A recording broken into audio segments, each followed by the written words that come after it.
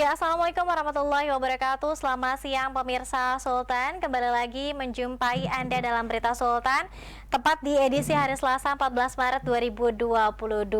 Dan di siang hari ini pemirsa kita akan membahas momen yang cukup viral yang dilakukan oleh Presiden Republik Indonesia di titik nol IKN di Kalimantan Timur, di mana saat itu dilakukan ritual Kendi Nusantara. Kita akan informasikan selengkapnya.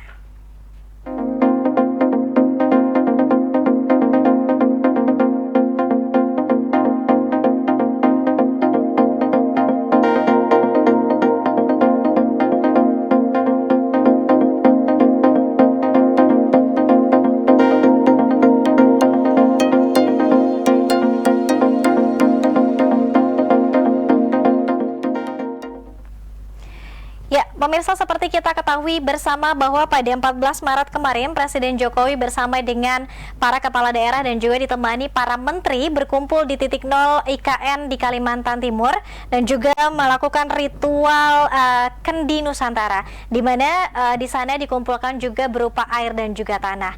Lalu kita akan bertanya apa kemudian filosofi dan juga makna perkumpulan 34 tanah dari 34 provinsi yang sudah dilakukan oleh Bapak Presiden Republik Indonesia bersama dengan para kepala daerah dan juga menteri.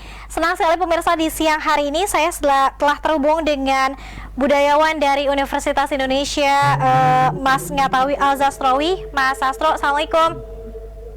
Waalaikumsalam warahmatullahi wabarakatuh, Pak. Mas Sastro, gimana kabarnya, sehat?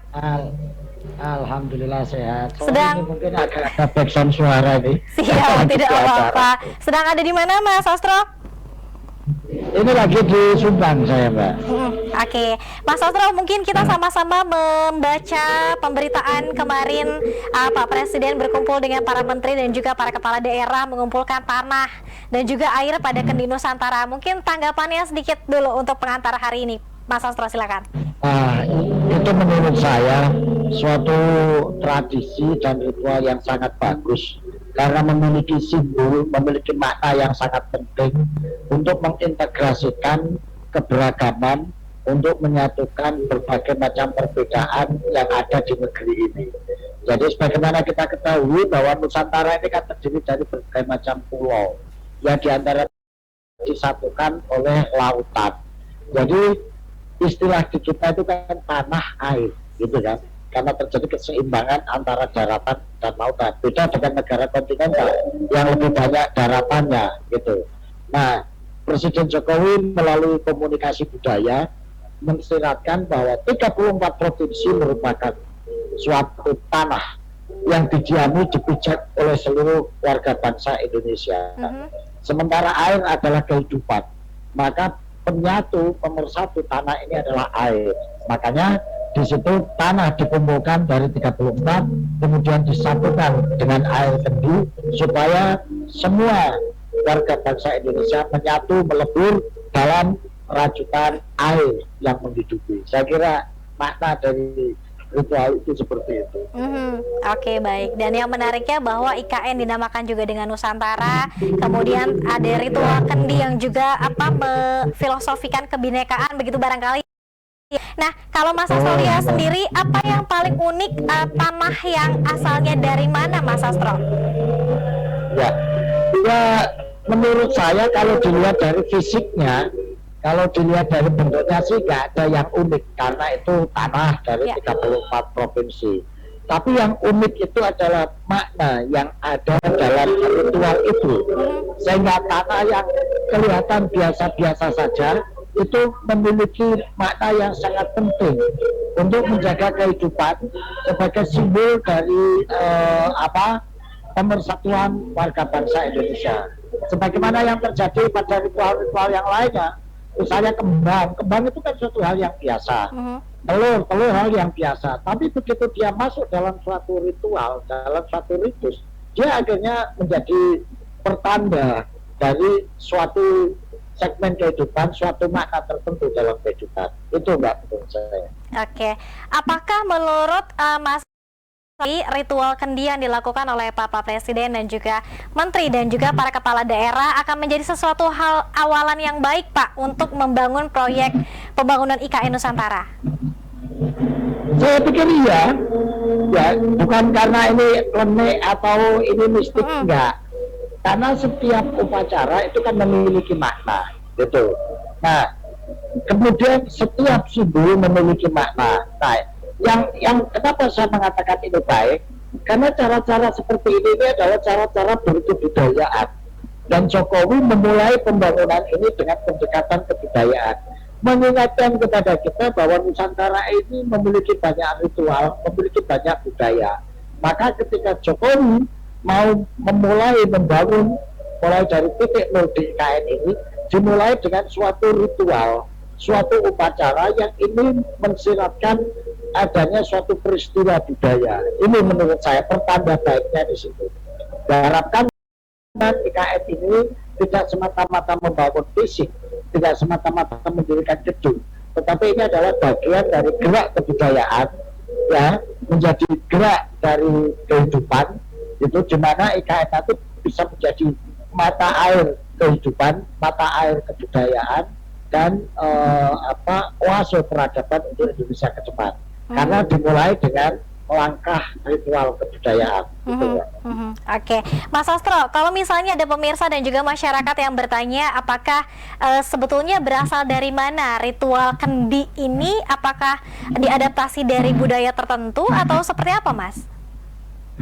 Ini merupakan kendi itu simbol dari tradisi Nusantara, Mbak. Hampir semua daerah memiliki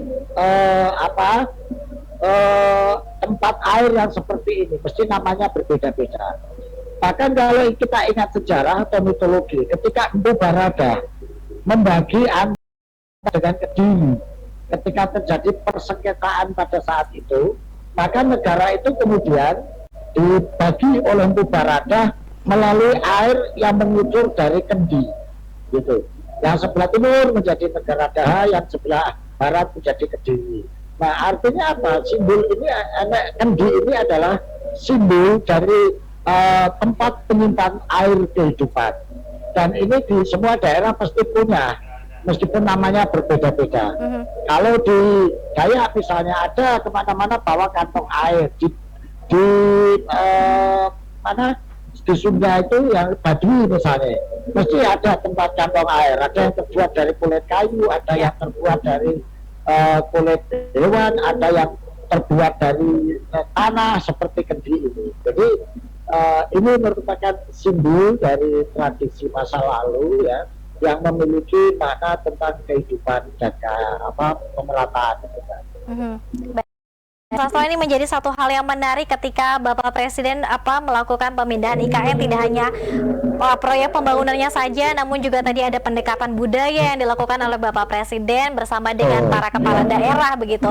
Nah, kalau Mas Sastro sendiri menanggapi terkait dengan pemindahan peradaban, mungkin dari Jakarta sentris tadinya ke Kalimantan Timur dengan diawali dengan ritual kebudayaan ini, bagaimana Mas Sastro? Ini suatu hal yang biasa, ya. Yang pertama ini suatu hal yang biasa. Maka saya tidak tidak mau membuang tenaga, pikiran dan waktu untuk memperdebatkan hal-hal seperti ini. Karena dari dulu misalnya, ketika abad keempat Salaka-Negara berdiri di kawasan Sunda, tepian Sungai Citarum gitu ya. Kemudian beberapa abad kemudian pindah dari Sunda langsung ke Kalimantan Timur pada saat itu, Kerajaan Kutai dengan rajanya Kudungga gitu. Sejak zaman itu memang dari Sunda langsung ke Jawa Barat paling tidak, langsung pindah ke Kutai biasa saja. Kemudian dari situ menyebar menjadi dinasti Aswawarman, Mulawarman dan lain sebagainya, sampai menyebar ke tempat-tempat lain. Nah, akhirnya lain Wangsa Sailendra, Sanjaya lagi, Mataram Kuno balik ke Jawa. Setelah balik ke Jawa, abad ke-9 lari ke Sumatera menjadi Sriwijaya, besar di sana. Sumatera, Sriwijaya sebagai ibu kota negara yang masyhur. Nah, baru kemudian abad ke-13, ke-12 muncul Reji Kediri di daerah kecil-kecil, sehingga kemudian kebesaran Sriwijaya pindah ke Jawa lagi dengan Ya. lahirnya Majapahit. Jadi pindah-pindah ibu kota, ya itu menjadi sesuatu hal yang biasa menurut saya. Jadi ketika dari Jakarta yang masih satu zona, satu wilayah dengan kawasan Salakanagara menurut saya, kemudian pindah ke Kalimantan Timur, menurut saya ada jejak peradabannya, karena pada abad ke-4, abad ke-5, abad ke-3 dari Salakanagara, dari kawasan Jawa Barat, Banten, CKI lah kalau sekarang, kemudian pindah ke timur waktu itu ke Kerajaan Kutai, kemudian dengan Raja Budungga, sekarang balik ke sana lagi. Nah ini berarti ada jejak sejarahnya, dan itu hal yang biasa saja menurut saya. Ya, ya. Oke, baik. Nah, Mas Sastro, terakhir, apa yang kemudian menjadi harapan Mas Sastro ketika ibu kota negara kita dipindahkan dari Jakarta ke Kalimantan Timur, dan apakah posisi Kalimantan Timur sudah tepat menurut mungkin kacamata budaya? Silakan. Saya pikir gini, pertama penilaian dulu. Saya merasakan sudah tepat, karena ini ada jejak sejarah masa lalunya juga, gitu loh. Ini bukan sesuatu yang ujuk-ujuk ya di timur gitu ya, karena memang tadi rute peradabannya seperti itu. Kalau saya belum mengatakan bahwa sejarah itu peradaban, maka ini adalah kembali ke rute peradaban abad ke-4, abad ke-5 gitu ya, yang pada saat itu pasca Salakanagara kembali ke situ. Jadi menurut saya dari segi perspektif historis dan kebudayaan juga sudah tepat, karena Kalimantan berada tepat di tengah-tengah, bukan tepat di tengah-tengah ya, tapi berada di tengah, lebih di tengah wilayah Nusantara dan di tengah Katulistiwa yang itu secara geografis menjadi tempat yang strategis. Harapan saya dengan perpindahan ini Indonesia menjadi lebih baik, karena ada semacam penyebaran ya, sehingga tidak numpuk di Jawa, tidak numpuk di Jakarta gitu ya, sehingga ada penyebaran yang lebih meluas gitu ya, untuk urusan administrasi pemerintahan ditaruh di Kalimantan, untuk urusan industri, untuk urusan bisnis di Jakarta atau di Jawa, sehingga kalau dikatakan misalnya dalam sosiologi itu ya dikatakan division of labor, pembagian peran manusia. Ini ada pembagian peran, ini adalah pembagian peran secara spasial, gitu ya, secara geografis, sehingga Indonesia yang luas ini tidak numpuk di satu tempat, tetapi menjadi menyebar di beberapa tempat, sehingga lebih banyak memiliki tempat-tempat yang strategis, baik secara politik, ekonomi, maupun sosial budaya. Saya kira itu ya. Baik, terima kasih banyak Mas Sastro sudah bergabung meskipun di tengah kesibukan dan kepadatannya di hari ini. Terima kasih banyak Mas, sehat selalu dan selamat beraktivitas kembali. Amin, sehat-sehat semuanya, salam sehat, terima kasih. Ya, baik, terima kasih pemirsa Sultan TV. Tadi kita sudah membincang soal makna 34 tanya dari seluruh provinsi untuk IKN bersama dengan Mas Ngatawi Alzastrowi, budayawan Universitas Indonesia. Nanti di segmen kedua kita akan lanjut dengan rekan saya Bian Oktario bersama dengan Ibu Lili dari dosen Universitas Indonesia. Tetap bersama kami dalam Berita Sultan.